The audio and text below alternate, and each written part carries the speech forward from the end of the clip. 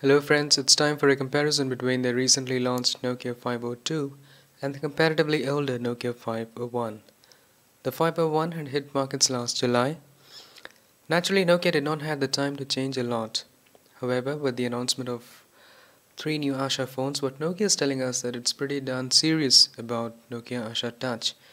Not a bad thing if you're planning to own one, but how much separates the first two Asha Touch phones? Let's find out. With the kind of advertising to the run-up to the launch of Nokia 502, Nokia made sure everyone notices the new design elements. The phone is entirely wrapped in a transparent fiber. It does give the phone a sort of flashy look, especially next to the rather bland-looking Nokia 501. It's a lot more smoother to hold as well. The front now curves more gently to the sides, which is important given that Nokia Asha will have the necessity of sideways swipes. But unfortunately, in terms of being a fingerprint magnet, Nokia 502 is a disaster. The Nokia 501, on the other hand, looks like a more trimmed down chubby version of the Lumias. It sports an almost similar kind of polycarbonate plastic, which Nokia had been so fond of ever since the Nokia N9. Most of Nokia 502's disadvantages become pluses here. The phone does not show fingerprints at all, nor would you find any scratches. And with the back and the corners secured, you'll have to drop the phone really bad on its face to crack it. You'd be wrong if you think the Nokia 502 is thicker than the 501 due to its coating.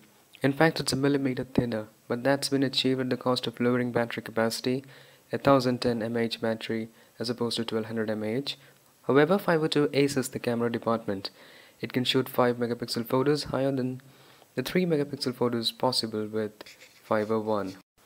There are a few dissimilarities in the arrangement of SIM card and micro SD card slots as well, but since there is no difference in what they support, let's not bother.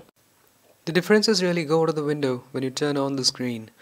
Both phones have an identical screen, not just in terms of specifications but performance as well. Both run the same OS and same version. There have been a few meaningful improvements to Asha OS, but we'll cover that later. The only app that behaved differently is the WhatsApp. As you can see, it opens no problem on the Nokia 501, but the Nokia 502, after going through a download and trying to install, it simply refused to open, citing issues with the certificate. We'll just wait for that to show up. Yes, there it is.